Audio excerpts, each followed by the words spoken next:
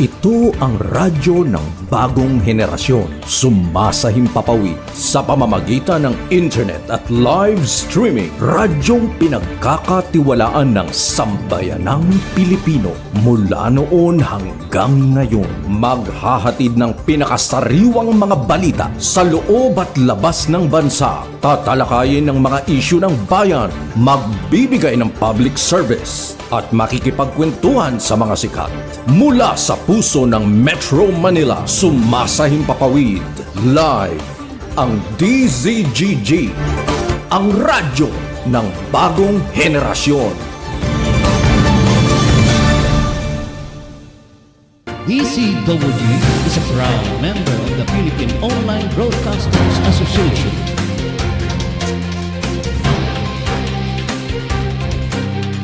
Balitang Pilipinas Worldwide. Programang siksik na balita, komentaryo at serbisyo publiko. Ang mga balita ay tatalakay ni Boyet Guillermo, magbibigay ng puro-puro at paglilinaw sa likod ng mga balita na nagmumula sa sikat na tao. Sa bahagi ng Balitang Pilipinas Worldwide, hindi mawawala ang serbisyo publiko para sa mga kababayan na nangangailangan ng tulong. Balitang Pilipinas Worldwide. Narito ang kapagating balita si Boyet Guillermo.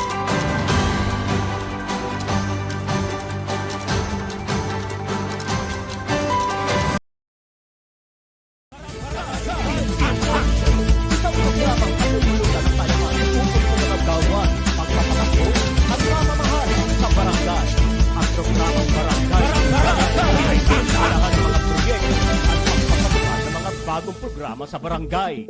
Makikilala din dito ang mga opisyal na naglingkod at naghahangad magserbisyo sa barangay. Kaya kayo, mga kabarangay, manood at kilatisin natin ang ating mga opisyal ng barangay. Samahan sina Rolly Bonyon at Boyet Guillermo sa kanilang 1 oras na programa mula 11:00 ng umaga hanggang 12:00 ng tanghali. Tuwing Lunes hanggang Biyernes. Barangay in Action! Narito na ang mga pinagpipintagang host ng programa.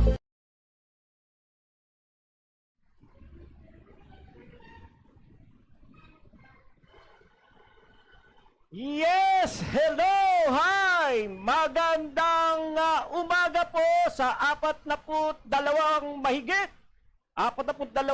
mahigit na barangay sa buong Luzon, Visayas at Mindanao.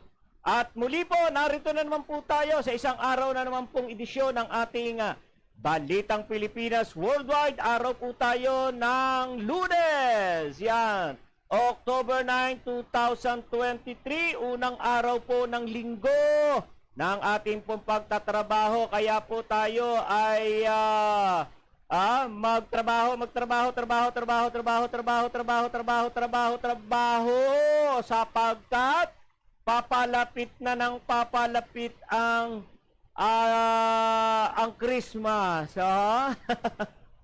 Kinakailangan po magsipag, magsipag tayo para kumpleto na matanggap ang ating pong hinihintay na bonus. Yan, tuwan-tuwa ngayon ang ating mga anak, sapagkat ay sila ang mamamayagpag. Sila mamamayagpag sa araw po ng Pasko. Nakalaan sa kanila ang panahon na yan at para sa kanila yan, yung araw po ng Pasko. Kaya, paldo mga bata, paldo.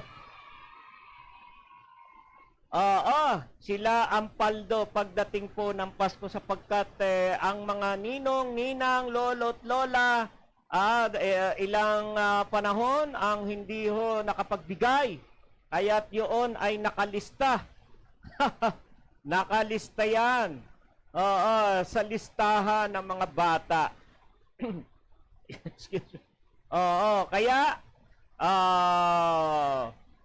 inaasahan ng ating mga apo, inaasahan ng ating mga inaanak, doble ang regalo.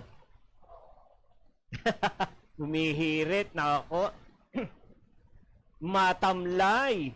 Oo, matamlay ang mga lolo, lola at ninong at ninang na dahil dodoblehin nila ang aginaldo sa kanilang mga inaanak.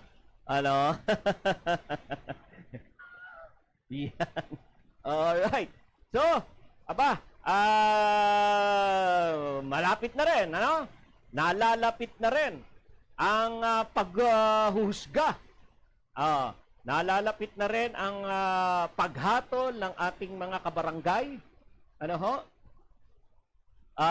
Sa mga opisyal ng ating barangay, yung mga dati ng mga nakaupo, ay sila ay hahatulan na ng hindi naman ho hahatulan lang naman ho sila kung sila ay mananatili pa rin sa kanilang pwesto o sila ay papalitan.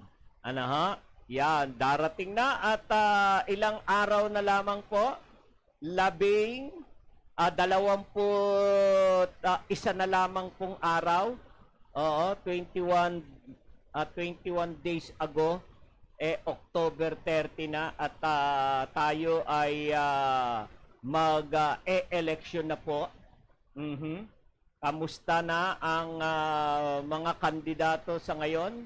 Lalong-lalo na yung mga napadala ng Shokos Order. Oo, yung mga napadala ng Shokos Order. Kayo na ho ba ay nakapag nakapag paliwanag na? Nakalusot na ba kayo sa paliwanag? Tinanggap ba ng COMELEC ang inyong pambobola? Tinanggap ba ng COMELEC ang inyong pambobola sa inyong paliwanag? Matapos na kayo ay padalahan ng Shokos Order? Ilan ba ang nakalusot? At ilan ang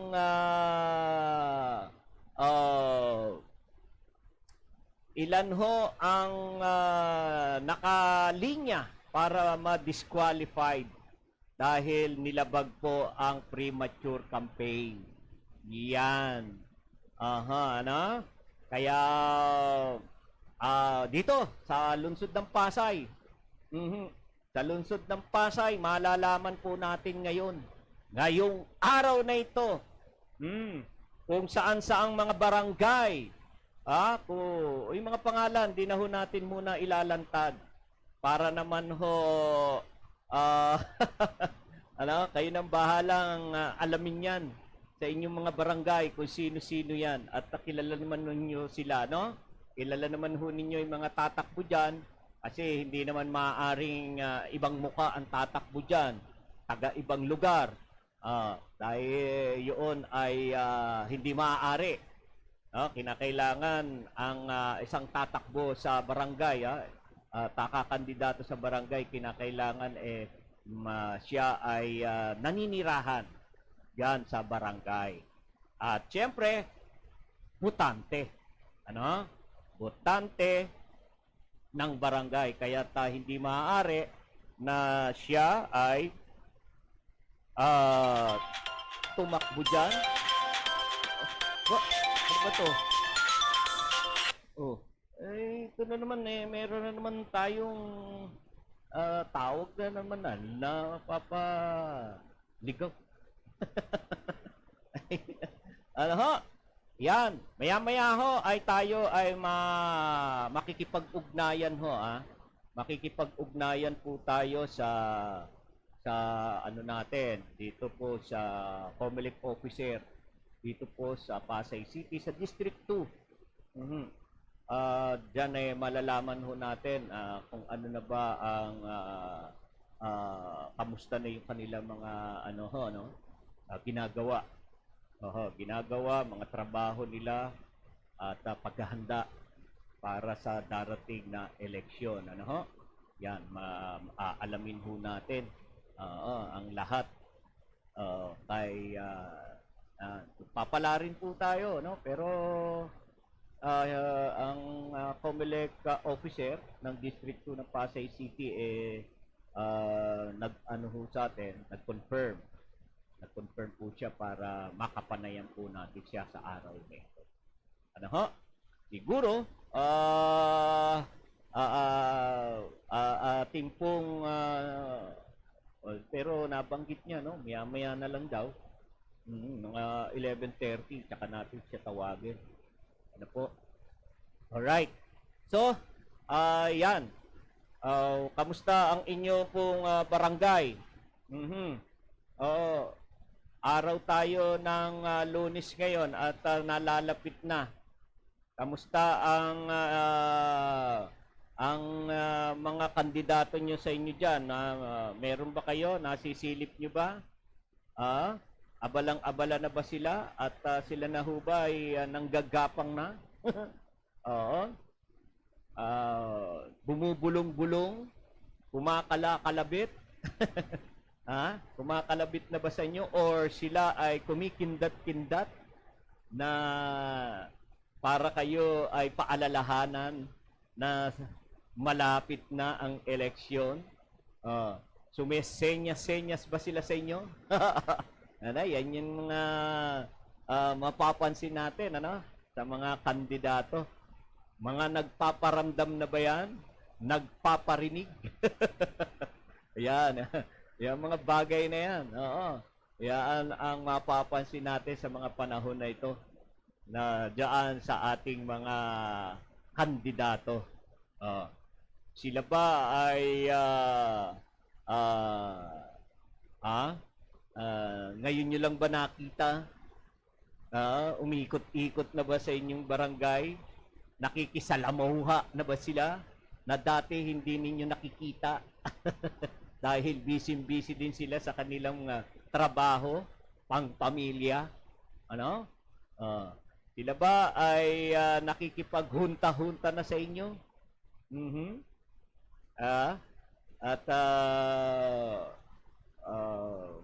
Ano pa? Ano pa ang kanilang pinaggagawa sa inyo? Kaya, yan. Yan yung mga mapapansin ho natin sa panahon na ito. Yan ho natin na makikilala ang ating pong mga kandidato. So basta tayo, wag natin kakalimutan yung ating pamamaraan. Yung ating pamamaraan ng pagpili sa kanila. At para maging maging matagumpay. Maging matagumpay po ang ano ho natin, ng ating barangay.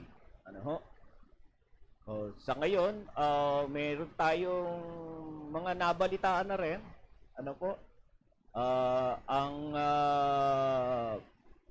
PPCRB.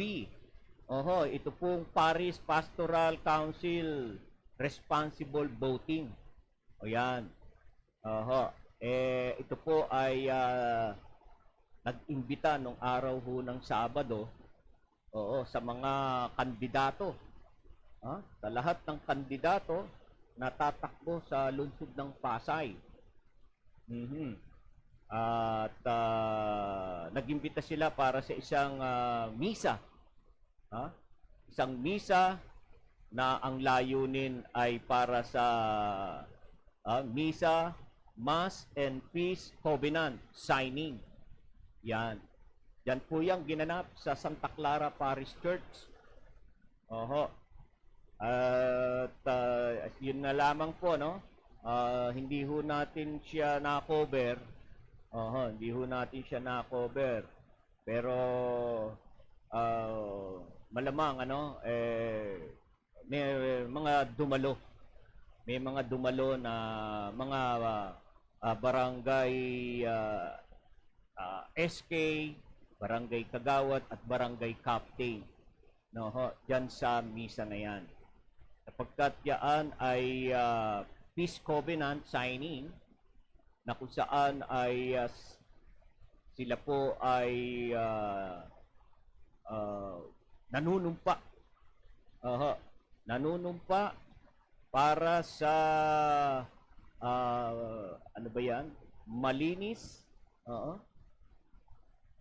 Ano ba yung tinatawag natin? Malinis, mapayapa, credible,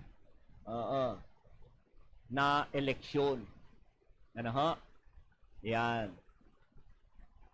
Yan ho ang layunin ng misa na dinaluhan po ng mga barangay official. Mga barangay official, mga kandidato sa barangay election, barangayan SK election. So sana yung covenant, yung signing ng covenant signing, hindi lang ho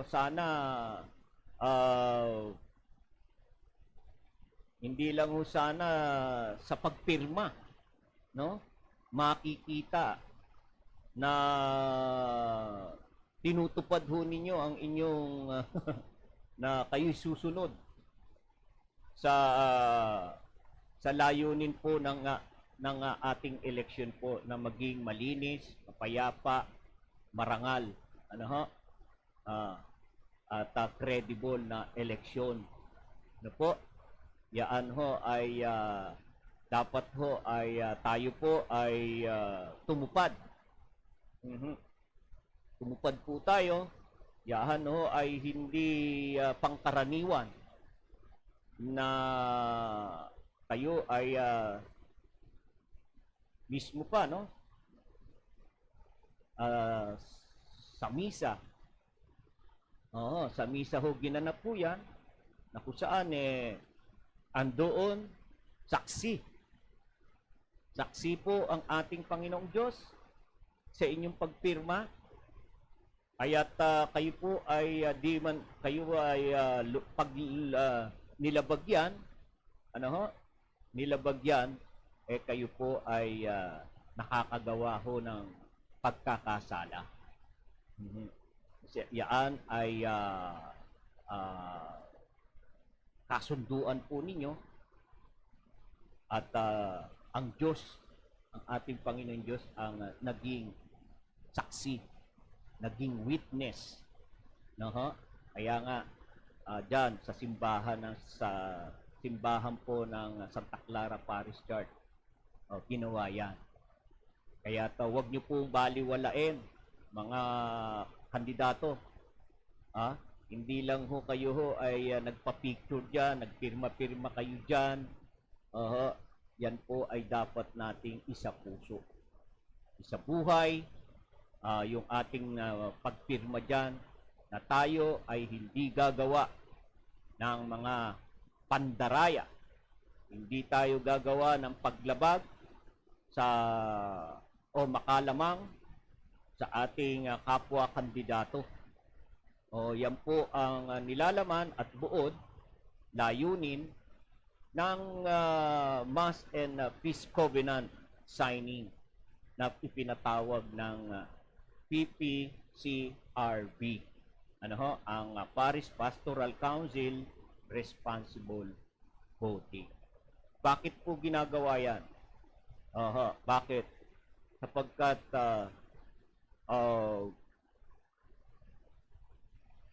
para hindi po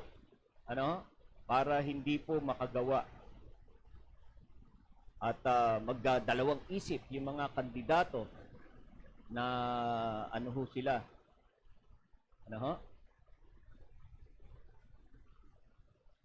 na sila ay lumaban ng parehas. Lumaban ng parehas sa darating na barangay at SK election. Po? Kaya yaan ay sa tuwi-tuwi na rin ang PPCRB at ang laking tulong ang nagagawa po nila sa ating po mga butante, sa ating mamamayan. Pag ganito po mga paparating ang eleksyon, ay Sila ang katuwang ng COMELEC na umaalalay at gumagabay sa mga butante kung sila po ay nagkakaroon ng problema sa oras ng sa oras po ng sa oras na sila ay boboto. Ano ho?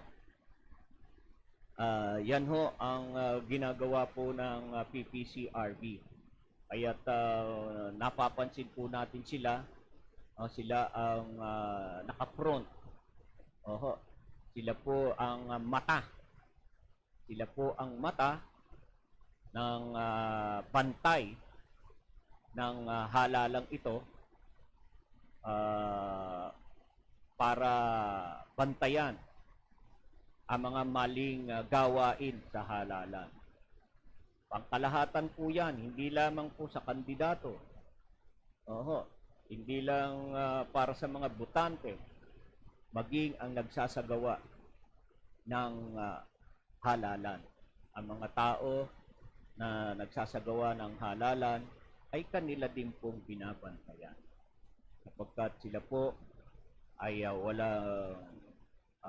wala po silang kinikilingan. Ang layunin po nila ay ilantad ang kasamaan at ilantad ang katotohanan.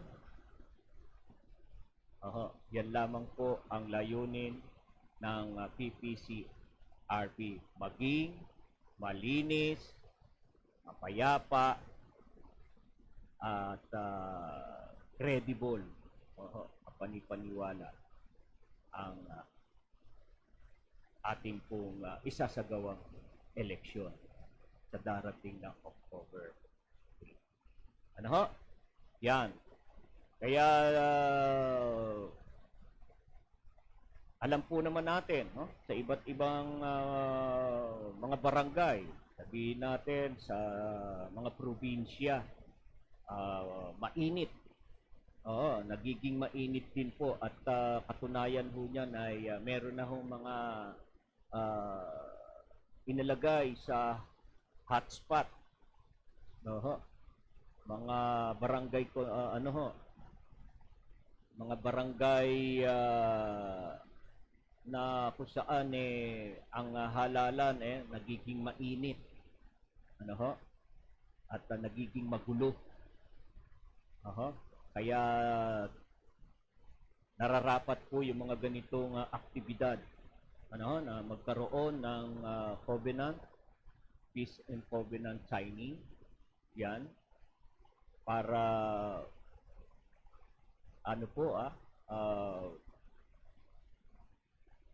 maging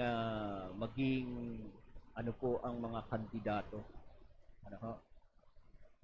maging patas ang bawat kandidato sa darating na halalan. Dahil kailangan ho natin, tayo ho ay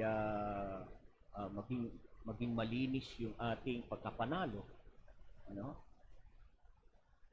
Napakaganda na ikaw ay maluluklok sa iyong pwestong pinasukan. Maganda na yan ay nakamit mo sa malinis na paraan. Kaya sa ibang mga lugar, siguro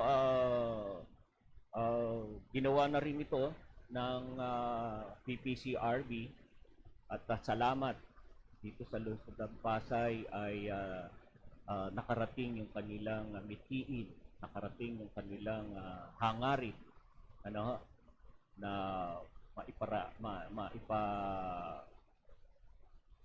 maiparamdam sa mga barangay captain at bigyan ng paalala ang mga barangay official or candidates sa darating na eleksyon na kinakailangan at dapat sila ay tumupad o sumunod sa mga patakaran ng ating halalan upang maging tahimik, walang gulo. Walang gulo sa eleksyon na mangyayari. Ano ho? Dahil meron din po yung mga parusa, no? Siyempre ho, kapag kasunduan, meron po yung itinakdang parusa kapag ikaw ay lumabag dyan. Kaya tawag mong sabihin, pirma-pirmahan lang yan at picture-picturan, ano ho? Huwag niyo pong sabihin yun. Yan ho ay may kaakibat na parusa. Baka hindi nyo masyadong nabasa yung covenant. Ano ho? Siyempre ho, madali naman hong intindihin, ano? Basta't covenant, kasunduan, yaan ay pag may kasunduan, meron dyan disadvantage. Yun ho, yung kapag ikaw ay lumabag dyan, sumira ka sa kasunduan, ay may kaakula ipapataw na parusa sa lumabag, ano ho? Sa kasunduan. Kaya po, pinupuri natin dito ang PPCRB at patuloy po silang tumutulong. Patuloy po nilang ginagampanan ang kanilang tungkulin pag darating na ganitong panahon ng eleksyon. At para ho maging maayos ang ating eleksyon sa tuwi-tuwi na, ano? Okay. Diba? Siguro, akin na pong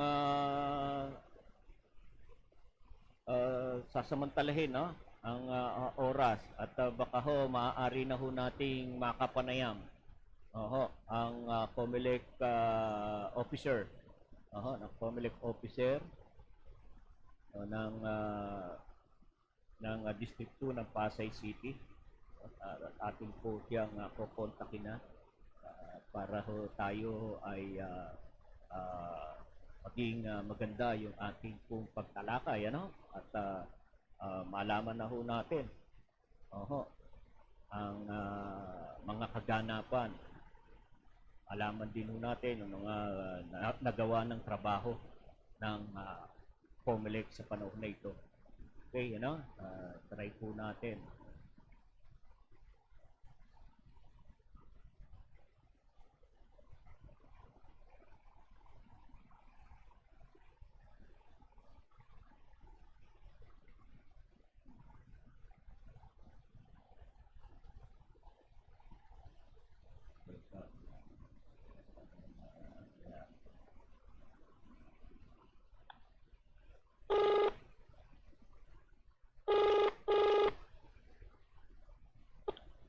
Hello? Apo. Hello, magandang umaga po, Attorney Alvin Tugas. Magandang umaga rin, Sir Boyet. Yan, sir, muli po, nandito po tayo, live pa rin po tayo sa programa pong Barangay in Action. At bago ho tayo magpatuloy, ano, at pumalaot, ako po ay nagpapasalamat po muli sa inyo. Sa tuwi-tuwi ng pagtawag po namin sa inyo, laging bukas ang inyong komunikasyon. Salamat rin po. Ayan. So, sa ngayon, Attorney Alvin, ano, ilang araw na lamang po ang iniintay ho natin lahat, ano? Darating na ho ang eleksyon. Kamusta na po yung paghahanda na ginagawa po ng COMELEC District 2? Para po sa ating eleksyon. Ang aming paghahanda ay nakapag-training na po kami para sa mga magsisilbing teachers sa mga schools para sa darating na nating halalan. So, katatapos lang ng mga training namin, so, naibigay na namin yung mga dapat nilang gawin. So, ganun po, Sir Boyet. Talagang handang-handa na po. Yung mga gagamitin po natin sa sa eleksyon, meron na ho ba tayong mga balota o yung mga gagamitin ng mga kababayan nating boboto? Ang mga kagamitan naman, election paraphernalia, documents, and forms ay kasalukuyang idinideliver sa City Treasurer's Office.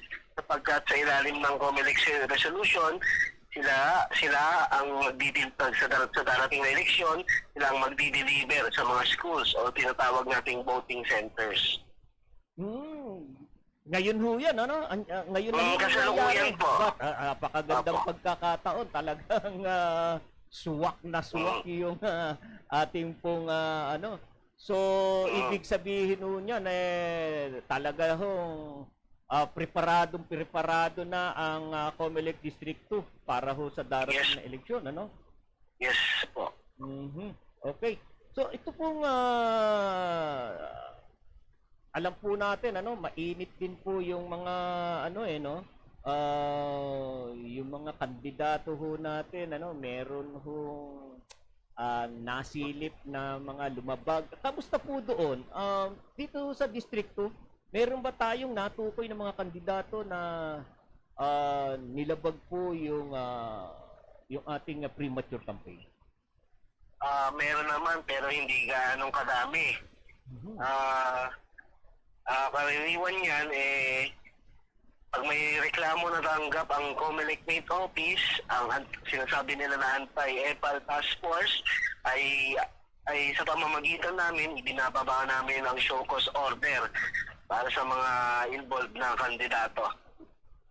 Pero yun nga ho, meron ho bang napadalhan dito sa District 2? O pwede ba Meron nating naman po. masabi na kung ano-ano mga barangay yan? Ngayon po, hindi muna po Sir Boyet. Sapagkat meron tayong tinatawag na presumption of innocence. Okay.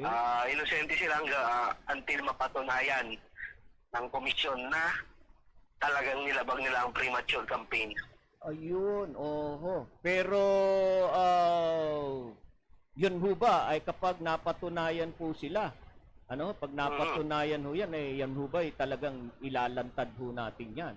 Para siyempre, di ho ba, makilala ng mga butante natin, ito yung mga, alam nyo, ang tawag ko dyan sa mga kandidato na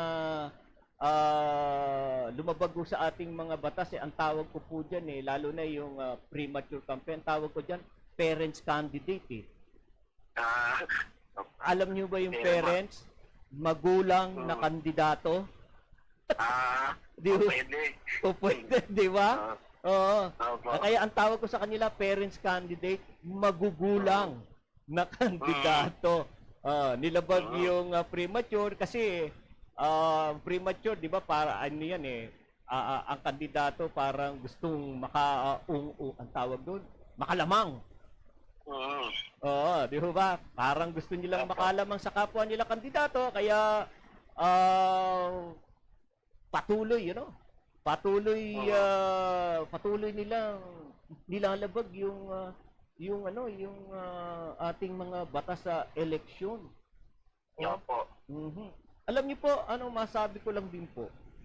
Talagang sa aking experience po sa tuwi-tuwi na ng ating eleksyon, ang ating pong COMELEC chairman George Garcia, siya lamang po ang nakapag talagang nagpursigi. Siya ho lamang po ang nagpursigi na itong barangay election padalahan ng show cause order, yung mga parents candidate. Opo. Kaya ako to sabi ko iba ngayon ang COMELEC, talagang hindi lang makikita ho natin, mapapansin natin si chairman ang daldal kasi ang kung minsan, di ba, pag ang tao madaldal, masasabi natin magaling lang yung salita, wala sa gawa. Pero iba ho si chairman na George Garcia, madaldal pero talagang makikita niyo sa gawa. Kaya pag sinabi niya kayo mga kandidato, binabalaan ko, Oh. Oops. Mm. Kayo, kala ko, mukhang mapuputol. Binabalaan ko kayo na wag nyo lalabagin ng premature cafe. Pag hindi, mananagot kayo. Ayan na. Ayan na nga ho. At dumarami. Ano? Dumarami na yung patuloy pa rin ho na dumarami yung lumalabag sa premature cafe. Sa atin po ba, marami-rami na rin ba? Sa tingin po ninyo. Pwede nyo oo, bigyan nyo nga kami ng ano dyan. Uy!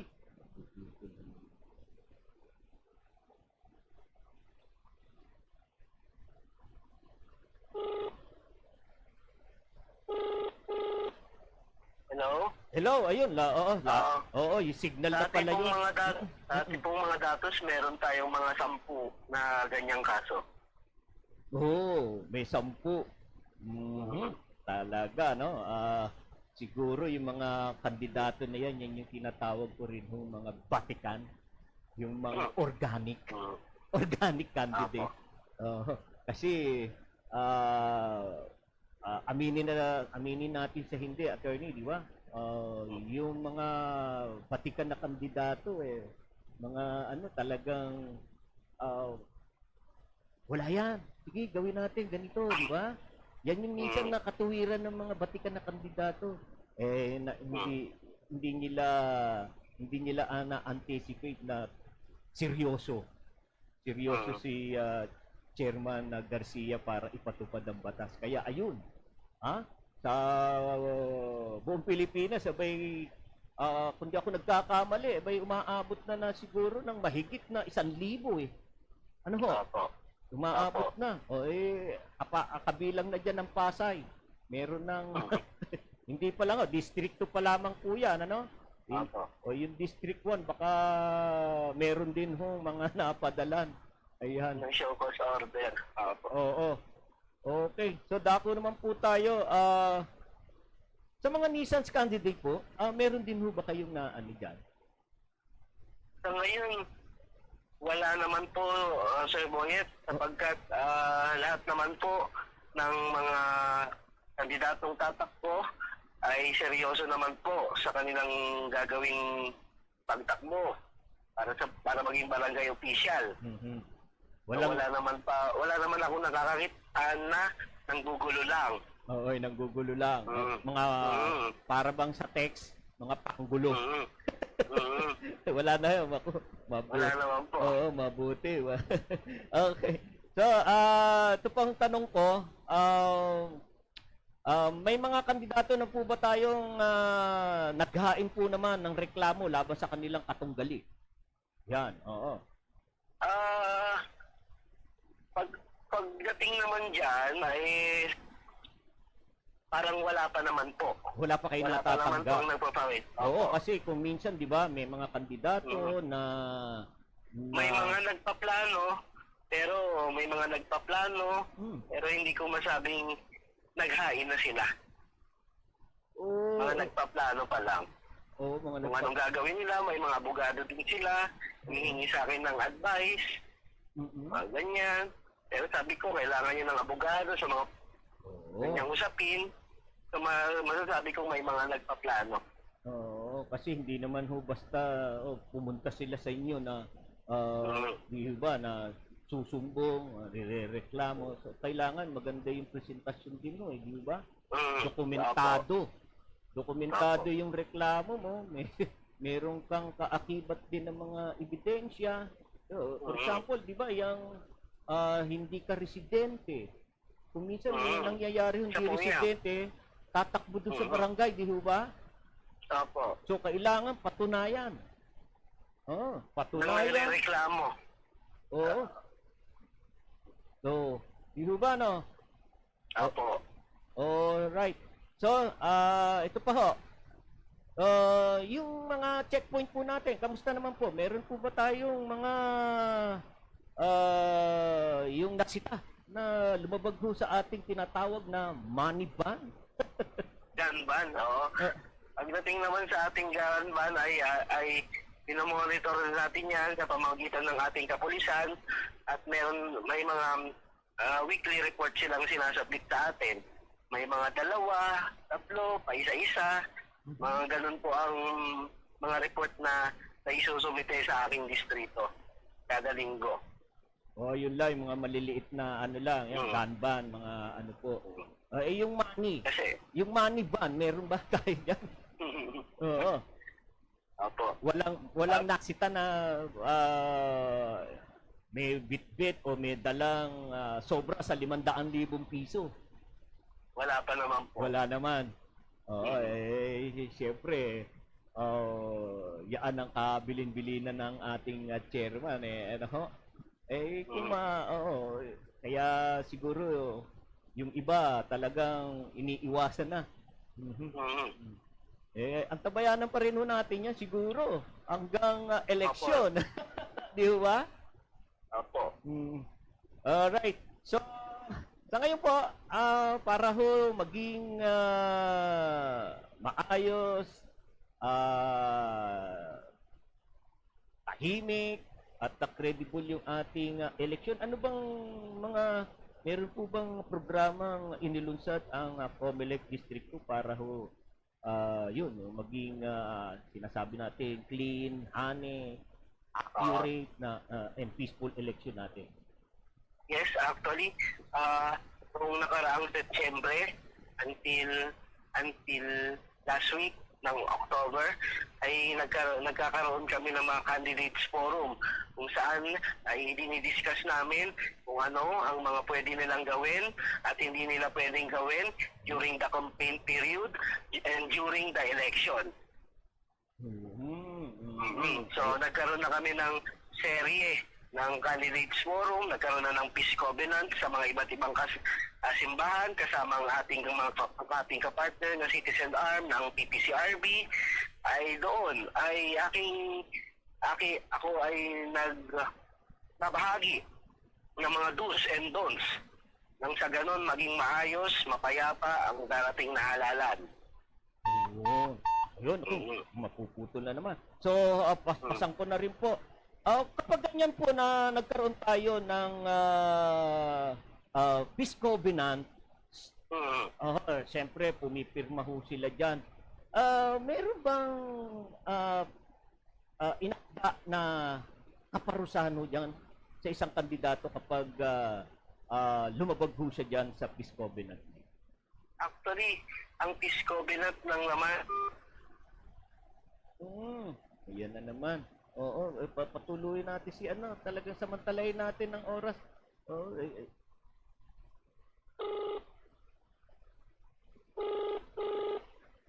Nako. Hello? Oo, talagang ganun talaga yung komunikasyon natin eh.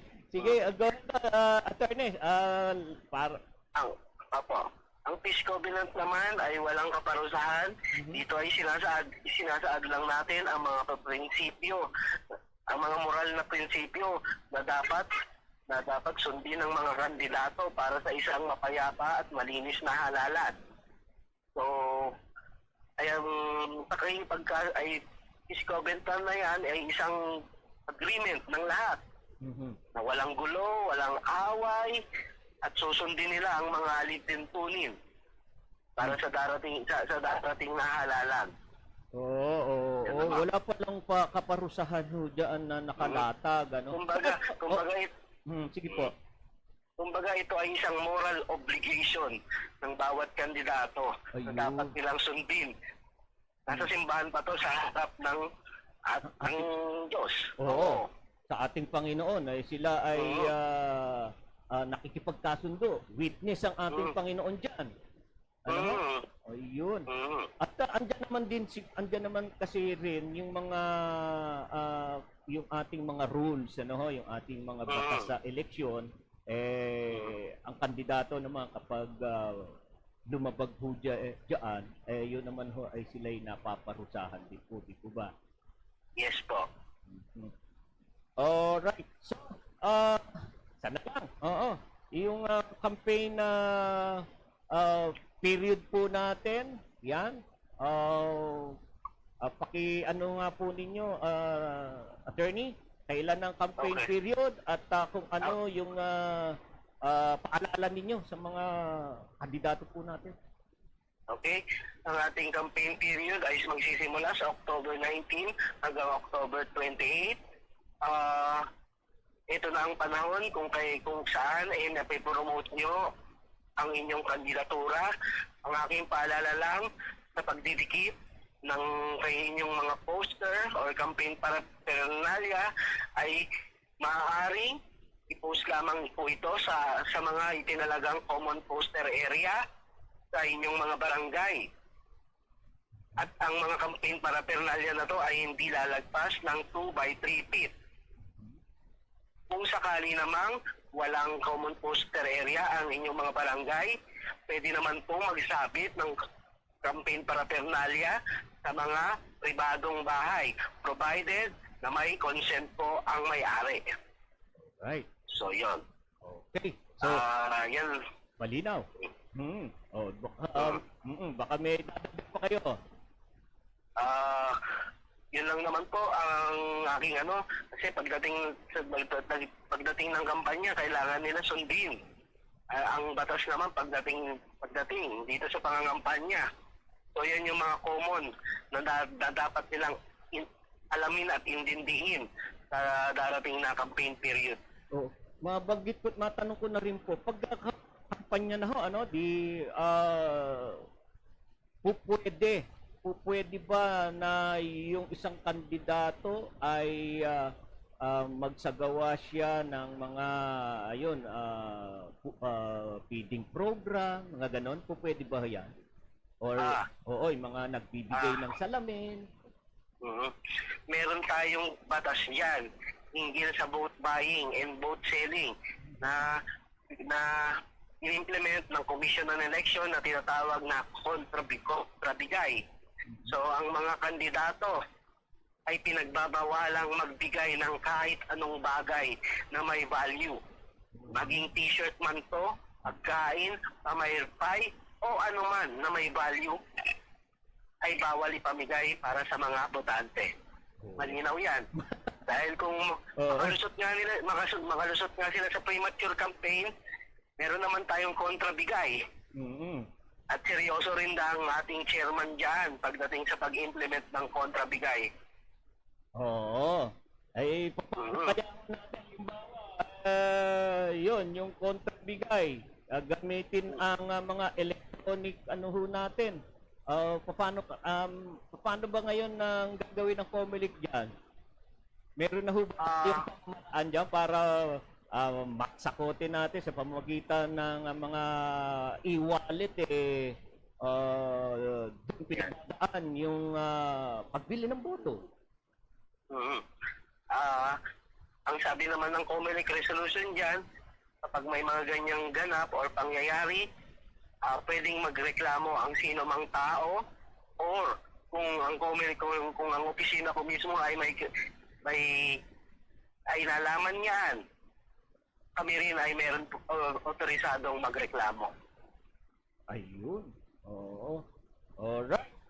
So, baka meron pa ho ako na hindi naitanong, Attorney Alvin. At binibigyan ko po sa iyo ang huling pagkakataon para po bigyan ng mensahe ang ating pong mga viewers, lalo-lalo na yung ating mga kandidato. Yun lang naman.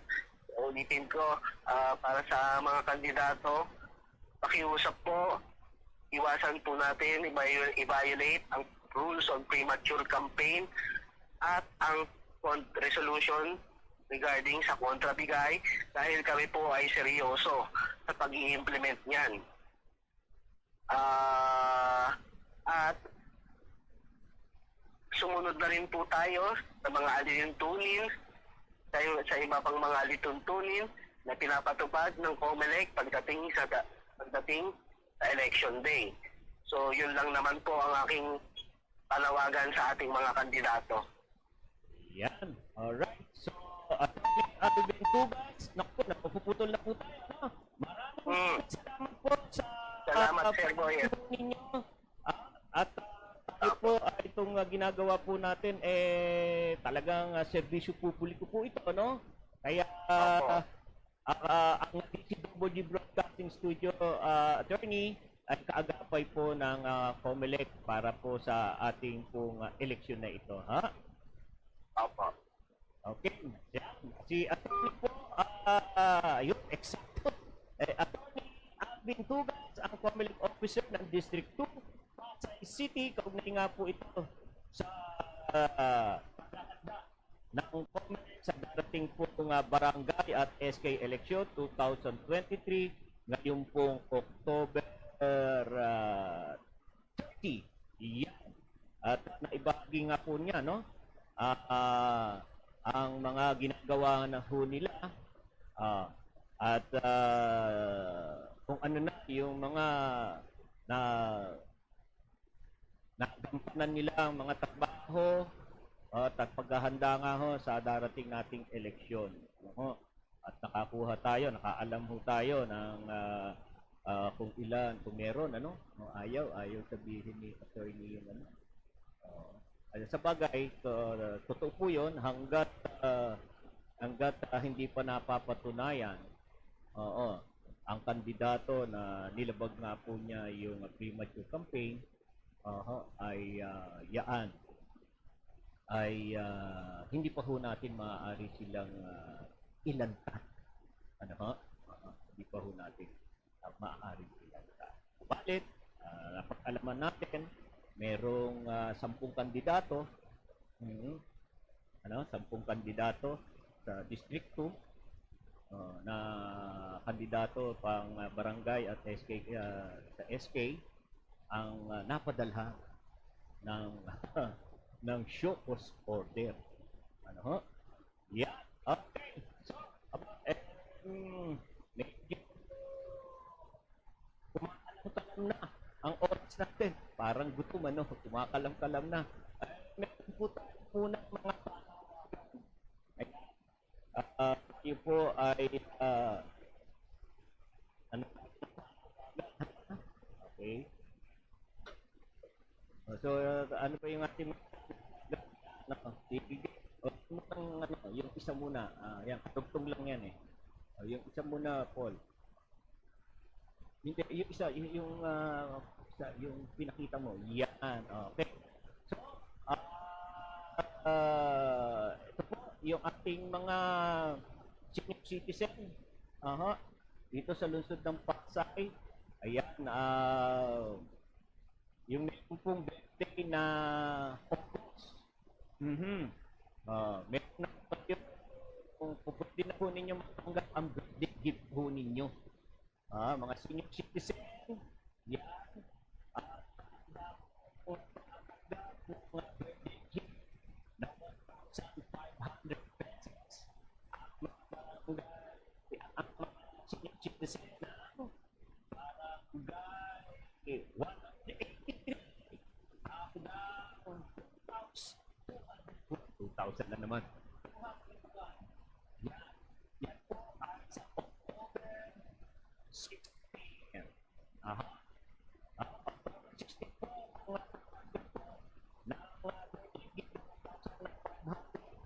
mula mga senior citizen hanggang 183 at hanggang 201. Nakakita naman po October 17, 2023 ang mga senior citizen sa barangay 1 hanggang 59. Yan po ay mag-birthday yung mga birthday na August. October 17. Alright. October 18 naman po. Mga citizen na barangay 60 hanggang 190. Yan. Hindi ko pasapat lang. August yun eh. Nasusunod na September. Almost 80 barangay 60 hanggang 190. Mga citizen yan. Mga kasunod. Yan. Ayan. 18 citizen. Complex.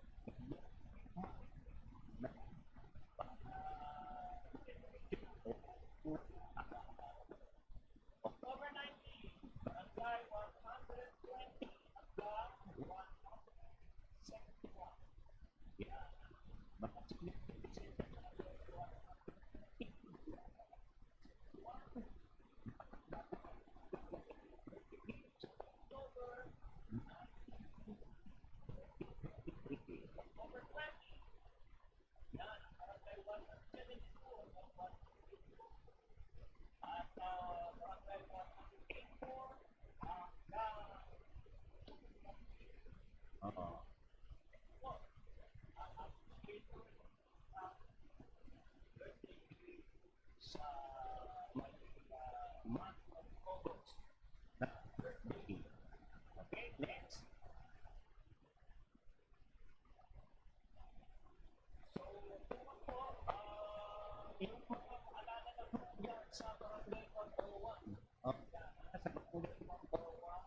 Ang mga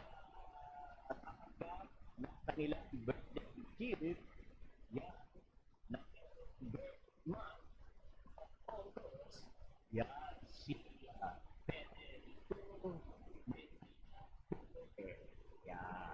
at sila,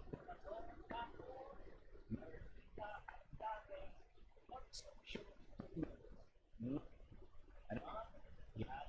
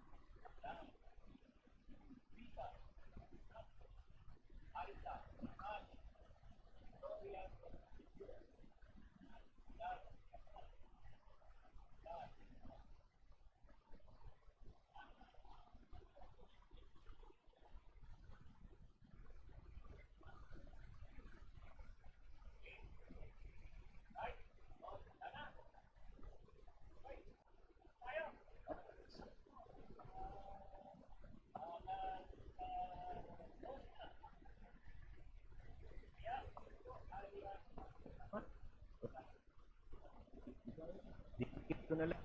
Ito, isa ang gagamitin natin. Okay? Yan. Tapos na dito tayo.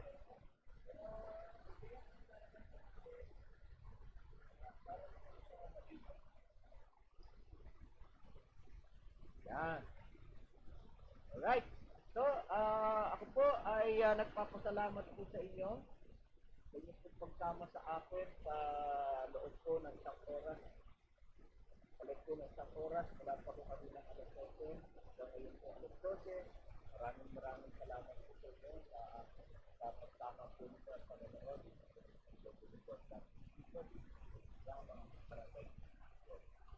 Maraming salamat at mamaya po, magkita-kita po tayo at magkapanood pa rin po sa ating programa Balitang Pilipinas sa Worldwide. Alam niyo po hanggang. Maraming salamat. Magandang tanghali. Bye! Ang likod ay nag-iiwan ng kataga na nawa tayo po ay patuloy na ingatan, palain at Panginoon. Saan man tayo naroroon at anuman ang ating. Maraming salamat po sa inyong lahat. Ang DCWG, inyo ito, dito, kayo ang bida. Ito ang radyo ng bagong henerasyon. Sumasahimpapawid sa pamamagitan ng internet at live streaming. Radyong pinagkakatiwalaan ng sambayanang Pilipino. Mula noon hanggang ngayon, maghahatid ng pinakasariwang mga balita sa loob at labas ng bansa. Tatalakayin ng mga isyu ng bayan, magbibigay ng public service at makikipagkwentuhan sa mga sikat. Mula sa puso ng Metro Manila, sumasahimpapawid live ang DZGG, ang radyo ng bagong henerasyon. DCWG is a proud member of the Philippine Online Broadcasters Association.